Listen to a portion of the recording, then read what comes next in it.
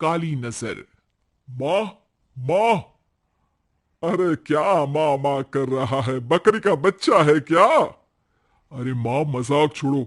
मुझे फाइनली वो मेन चौराहे वाली दुकान मिल गई है। अब देखना, आपका बेटा दुगनी स्पीड से पैसा कमाएगा। ओफो, ये क्या? मेरी ऑनलाइन मेकअप क्लास चल रही है। इतनी जोर से क्यों बोल रहे हो आप दोनों?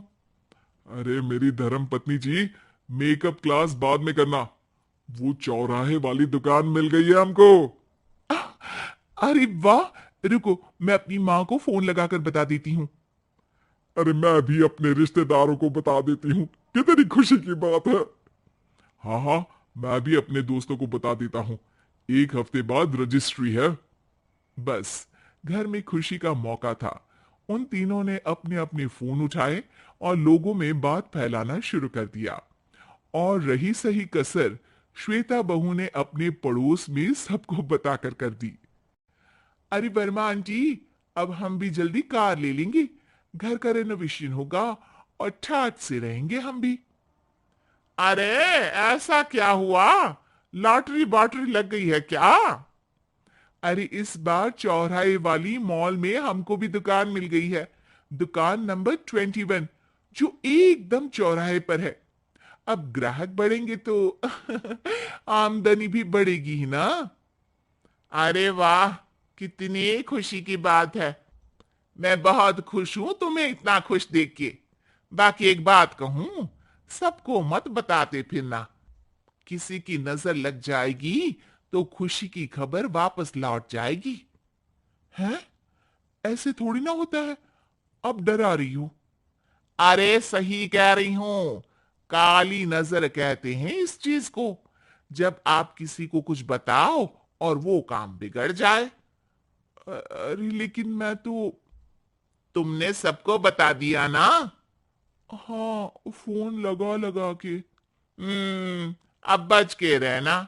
काली नजर बड़ी खतरनाक होती है। श्वेता इतनी खुश रहती है कि वो वर्मा आंटी की बात पर ध्यान ही नहीं देती, जबकि पड़ोस में और भी लोगों से खुशी की खबर शेयर करती रहती है। अगले दिन राजेश बहुत दुखी होकर घर आता है। अरे बेटा, क्या हुआ? मुंह क्यों सूजा हुआ है?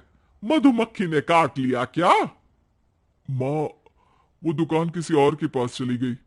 किसी ने ज्यादा भाव लगा दिया। अरे पर बात तो आपसे हुई थी ना उस दुकान वाले की। हाँ, आज मैं टोकन अमाउंट देने गया था, तब मुझे पता चला। कोई आकर सुबह मुझसे पहले ही ज्यादा अमाउंट दे गया। काली नजर। क्या? क्या कहा?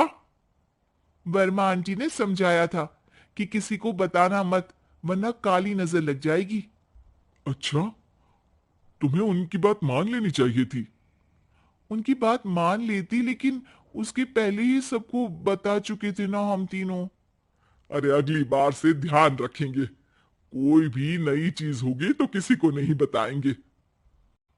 तीनों कुछ दिन ऐसे ही रहते हैं, पर एक दिन श्वेता को एक मेल आता है। राजेश, मेरा ऑनलाइन मेकअप कोर्स कंप्लीट हो गया। अब मैं खुद का पार्लर खोल सकती हूँ। अरे वाह, अपने मोहल्ले में ही खोलते हैं। ये जो घर के सामने दुकान है ना, वहीं। हाँ, यहाँ सस्ती भी मिल जाएगी। अगले दिन श्वेता वर्मा आंटी के पास जाती है, मिठाई का डब्बा लेकर। अरे आओ आओ, कैसे आना हुआ? जोर से नहीं बोलूंगी। वो सामने वाली दुकान है ना, वहां मैं अपनी पार्लर की दुकान खोलने वाली हूँ। उसकी मिठाई है।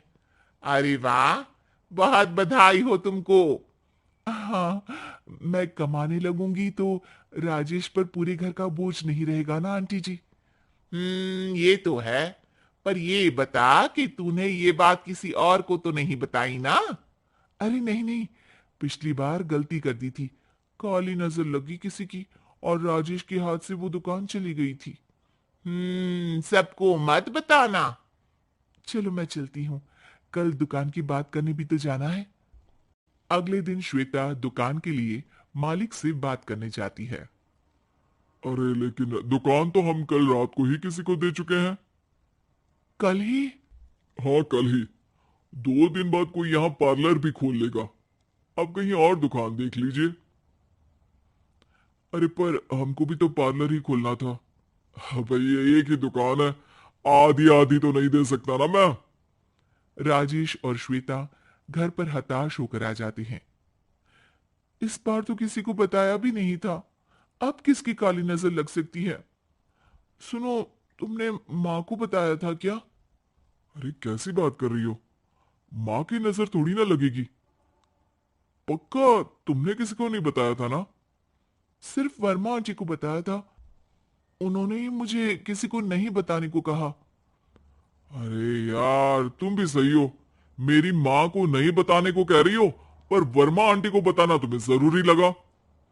अरे वर्मा आंटी ने ही तो काली नजर के बारे में बताया था ना, वो हमेशा हमारा भला ही तो चाहती है। मेरी माँ भी हमारा भला ही चाहती है। अरे पर चिल्ला क्यों रहे हो? बात नहीं कर सकते क्या आराम से? नहीं आता वो आराम से बात करना, और करना भी नहीं चाहता हूं मैं। दुकान जाने का दुख गुस्से में बदल गया था और राजेश और श्वेता में बात बंद हो गई थी। 2 दिन बाद मोहल्ले में पार्लर का इनॉग्रेशन हुआ, जिसमें मोहल्ले के सभी लोगों को बुलाया गया, पर श्वेता, राजेश और मां नहीं जाते। माँ अंदर आ जाओ, क्या देख रही हो? अरे नया पार्लर देख रही हूं अपने आंगन से। देखो, माँ को दूसरे का सुख देखने में कितना मजा आ रहा है, मेरा दुख नहीं दिख रहा इन्हें। यहाँ मेरा पार्लर भी तो हो सकता था। अरे चुप रहो यार, हर बात में लड़ाई क्यों ढूंढ रही हो? राजेश और श्वेता फिर बहस करने लगते थे। तभी माँ ने दोनों को बाहर बुलाया। अरे जरा देखो तो, दुकान चलाने वाले का बोर्ड पर नाम क्या लिखा है? श्रुति वर्मा। गाड़ी निकाले बेटा, हमें कहीं जाना है। काली नजर का इलाज कराने? राजेश अपनी बाइक निकालता है।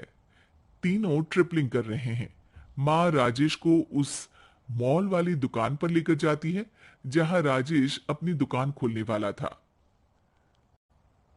यही दुकान लेना चाहता था ना तू? हाँ, पर इनको भी दुखी करने लेकर आई हो क्या यहाँ पर दुकान दिखाकर? वहां काफी नहीं था? अरे श्वेता, थोड़ा सब्र रख, अभी पता चलेगा कि हम यहां क्यों आए हैं। बता, इस दुकान चलाने वाले का नाम क्या है? अनुपम वर्मा। कुछ समझ में आया? वो दुकान वाली श्रुति वर्मा, ये दुकान वाला अनुपम वर्मा, और हमारे पड़ोस में हमने उस दुकानों के बारे में बताया किसको था? अब वर्मा आंटी को। मतलब वर्मा आंटी ही हमारा काम बिगाड़ रही है? नहीं नहीं, ऐसा नहीं हो सकता, ये बस इत्तेफाक है। राजेश अपना फोन निकालता है और श्रुति वर्मा और अनुपम वर्मा के नाम फेसबुक पर सर्च करता है, जहां ये दोनों ही वर्मा आंटी के रिश्तेदार होते हैं। श्वेता को समझ में आ जाता है कि वर्मा आंटी की ही नजर काली नजर है। अब क्या करना है? कोई भी खुशी की खबर हो तो काली नजर से बचना है, यानी वर्मा आंटी से बचना है। अरे पर मुझे ये समझ में नहीं आया कि वो हमारे साथ ऐसा क्यों करेंगी। अरे बेटा, एक सीख है, दूर के आदमी को आपकी तरक्की से कम परेशानी होगी, पड़ोसी को ज्यादा। दोनों माँ की बात में हामी भरते हैं और अगला काम चुपचाप करने की कसम खाते हैं, ताकि आगे से वर्मा आंटी कोई काम ना बिगाड़ सके।